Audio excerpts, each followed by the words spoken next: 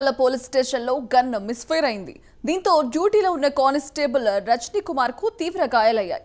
మెరుగైన చికిత్స కోసం కరీంనగర్ ఆసుపత్రికి తరలించారు. కానిస్టేబుల్ పరిస్థితి విషమంగా ఉందని వైద్యులు తెలిపారు.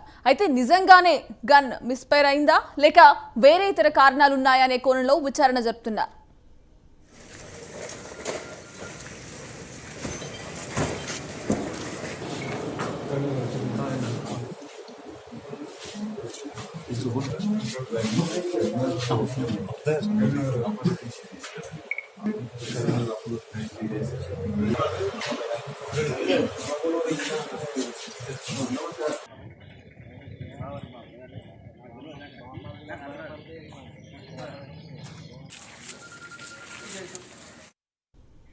కొమరంభీం జిల్లా కౌటాల పోలీస్ స్టేషన్లో గన్ మిస్ఫైర్ అయింది. దీంతో డ్యూటీలో ఉన్న కానిస్టేబుల్ రజనీ కుమార్ కు తీవ్ర గాయాలయ్యాయి. మెరుగైన చికిత్స కోసం కరీంనగర్ ఆసుపత్రికి తరలించారు. కానిస్టేబుల్ పరిస్థితి విషమంగా ఉందని వైద్యులు తెలిపారు.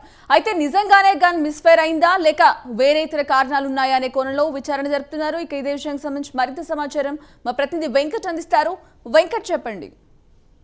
Good morning Sanjana. Kotala PS లో మాత్రం గన్ మిస్ఫైర్ కలకలం రేపుతుంది. ఘటనకు సంబంధించిన కారణాలు ఏమైనా పోలీసులు విచారిస్తున్నారు. ఒక్కసారిగా ఉదయం 4:30 గంటలకు గన్ మిస్ఫైర్ కావడంతో ఒక్కసారిగా పోలీసులు ఉరికిపోయాడు. అక్కడ చూసేసరికి రక్తం మడుగులో రజనీ కుమార్ పడి ఉన్నాడు. అతను చూసి వెంటనే అక్కడ సిబ్బంది చేరుకొని అక్కడ నుండి కాకినాడ ఒక ప్రైవేట్ ఆసుపత్రికి సివిల్ సర్జన్ దగ్గర తీసుకొచ్చారు. ఆ సర్జన్ చూసినప్పటికీ అతని పరిస్థితి విషమంగా ఉండడంతో అతన్ని కరీంనగర్ ఆసుపత్రికి మెరుగైన వైద్యం కోసం తరలించారు. మొత్తానికైతే Rajani Kumar 2020 batch APSP battalion గిరిపేటకు చెందినవారు. ఇతను మావోయిస్ట్ ప్రభావితమైన ప్రాంతాల్లో మాత్రం ఏపీఎస్పీ బెటాలియన్ సిబ్బంది విధులు నిర్వహిస్తుంటారు. కోటాల పిఎస్ లో విధులు నిర్వహిస్తున్నారు. మొత్తానికైతే ఇతను ఇలా కుటుంబంలో ఒకే ఒక కుమారుడు. ఇతని మీదనే కుటుంబం ఆధారపడి ఉంది.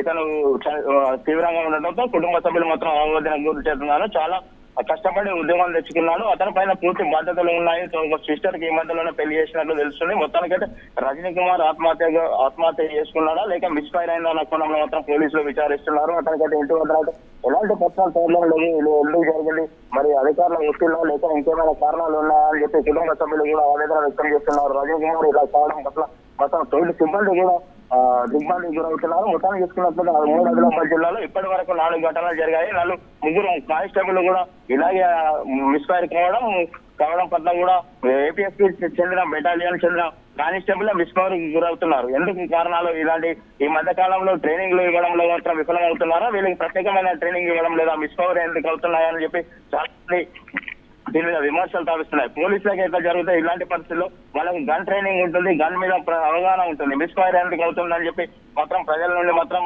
తీవ్ర ఆరోపణలు వ్యక్తం అవుతున్నాయి. Okay, right. Thank you Venkat.